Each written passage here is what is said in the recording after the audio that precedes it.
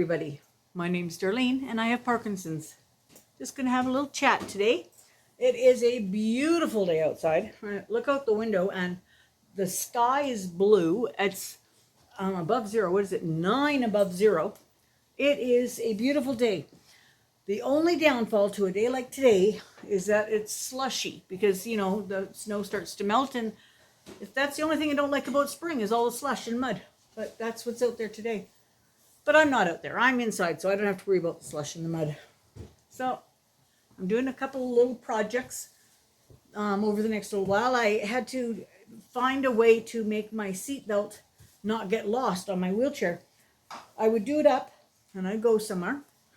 And when I undid it, it would fall down the sides and get lost, and I couldn't fish it back through.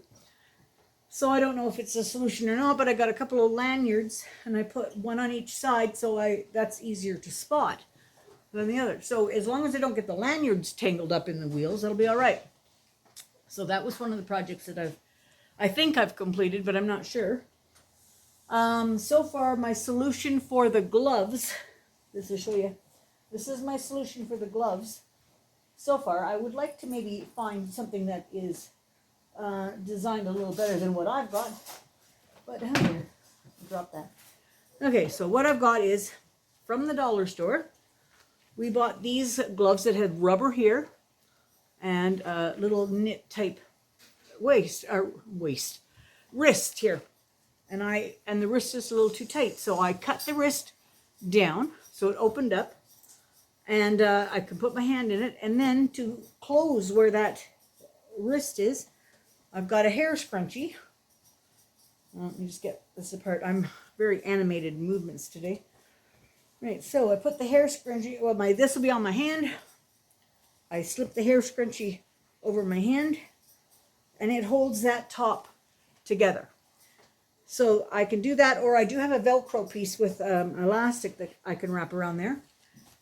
That's what I've been doing, but I do know they make gloves that have this slit at the top and then a piece of Velcro attached that goes across.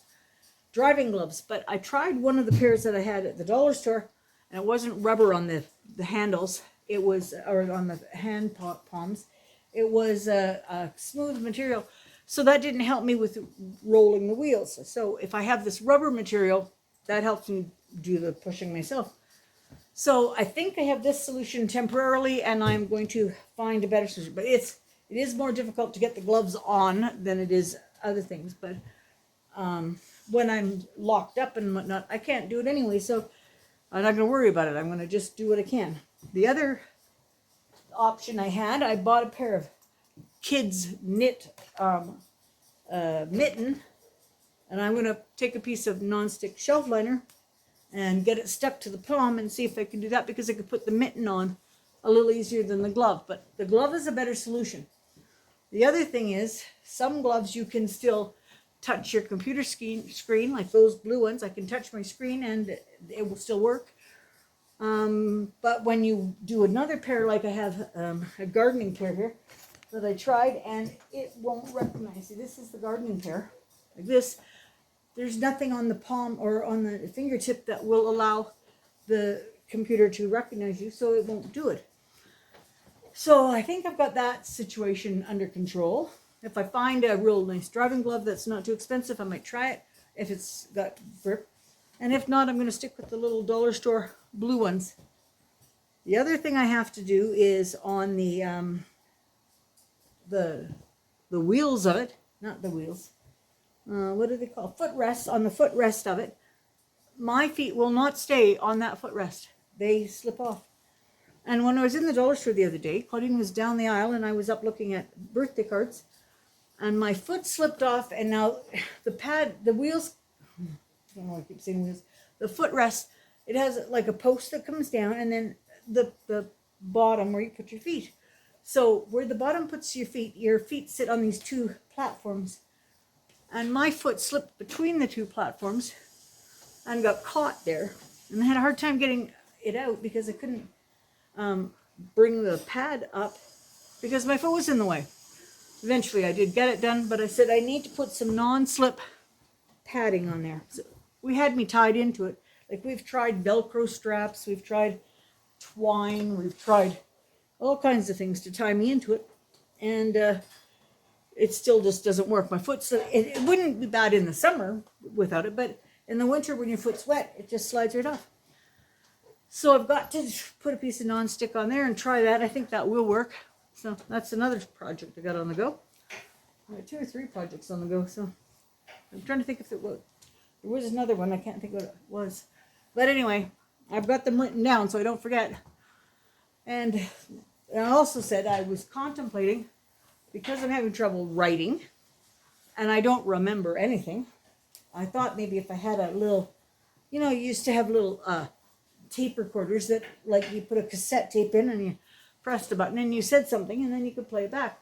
So if I wanted to remember, say that I wanted to make beef for dinner, I would push buy ground beef, and then when I came home I would play it back and put it on. Well, I looked for something like that and on Amazon, and they're very expensive. They're between $32 and $70. I mean, it's not a little cassette anymore. They're all digital things, and I don't think that my needing a list is warranting $32 to $70. So I'm going to wait till I find something either on sale or somebody at a thrift store that's put an old cassette thing in, something like that, and I will find one that way. I'm not worried about it. So if I get it, I get it. And that's really all that I have on the go there. I've got my work cut out for me this week. I'm going to do up the coffee bar area, and just want to make it so that it's not as cluttered.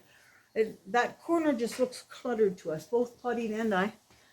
And so we want to do something. So I said the cabinet that it's in comes with like a wine rack built in it, just wooden holes. So I said, let's check if my coffee flavorings would go. We had a bottle. We could put them in there if they were full and not opened.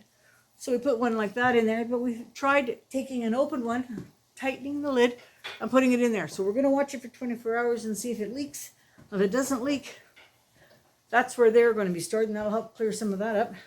And then on the other side, in the same area, it's got shelves, and I thought I could put our, right now in a basket, we have our tea towels and stuff, and I could put them on those shelves. Claudine suggested that. I thought it was a great idea. And then we've got some glass baking dishes in there. I'm not sure exactly how I'm going to do it, but I've got an idea. So that's my job for this week, but I'm only going to do a little bit each day. So I haven't done it today. I got the ideas of where I'm going to put things, but I haven't done any of it today. So I think what I'm going to do today is I'm going to clean, like wipe and dust out the wine rack and the shelves so that they're ready for things, and get that part cleaned up, and then those 2 things are done. So that'll be my work for today. And what else have we done? I haven't done, I say I haven't done much, but I really have done stuff, but I don't know what it is. I'm going to make some oatmeal. I like, I don't like instant oatmeal. I like the large flake, cook in the pot, like for a longer time, oatmeal. So what I have done before, and I'm going to try it again, I really liked it before, but when you get up in the morning, the last thing I want to do is cook oatmeal. But I love to eat oatmeal. So I thought, I know what I'm going to do. We got some berries the other day, raspberries and strawberries, and I cut them up. There wasn't a lot to do much with, so I cut them all up and washed them and whatnot. And then I put raspberries and strawberries together, and I put them into either 6 or 8 little sandwich bags and put them in the freezer. And it'll be enough fruit to add to the top of my oatmeal, because I don't like putting a bunch of stuff. I'm a brown sugar and milk type of girl. But anyway, so I'm going to make the oatmeal today, and I'm going to cook it 3 minutes less than what it needs to be completely cooked. And I'll take it out of the pot, and I will put it into little Pyrex. I used to have ones with lids, but these ones don't have lids. So anyway, I'll put them into 3 little Pyrex containers, let them cool down, and then I'll just saran wrap the top and put them in the fridge. The next morning, when you want your oatmeal, you bring your little baggie out of the freezer and leave it on the counter while you're getting the other one ready. You take that will become like a hockey puck. Like it will solidify up. It won't be like you'll pour it into these Pyrex things and it'll be all fluid and whatnot. But when you take it out of the refrigerator, it'll be solid. Like it will be solid. So you take it and kind of break it up a little bit, put a little bit of milk into it, and it's amazing. You put it in the microwave and you cook it for a minute and give it a good stir. That milk incorporates. It is wonderfully done. And you just make it as hot as you want it. And then you throw your bag that's partially frozen into it, stir it around, and there you go. Bob's your uncle. You got it made. If you want to put a little brown sugar on, you can.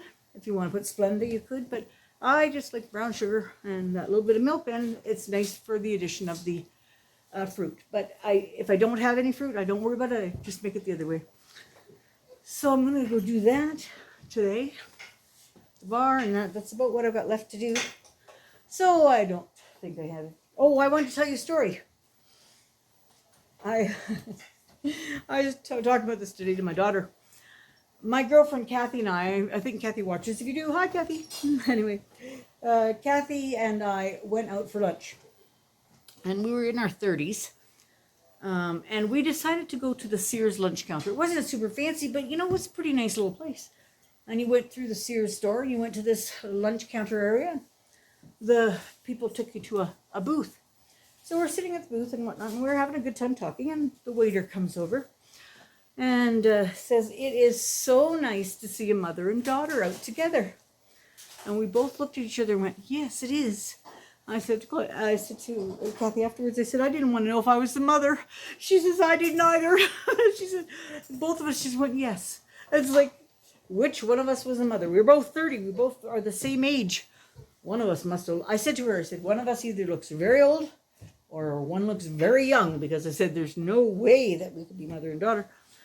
But anyway, he's a boy. What did he know? Anyway, that's my story for today. And I think I'm going to leave it at that because I've prattled on here for 12 minutes. I don't know what happens to me. I get talking and I can't shut up. All right. Okay, I'm going to let y'all go. Have a good day. And we'll see you all tomorrow. Bye-bye.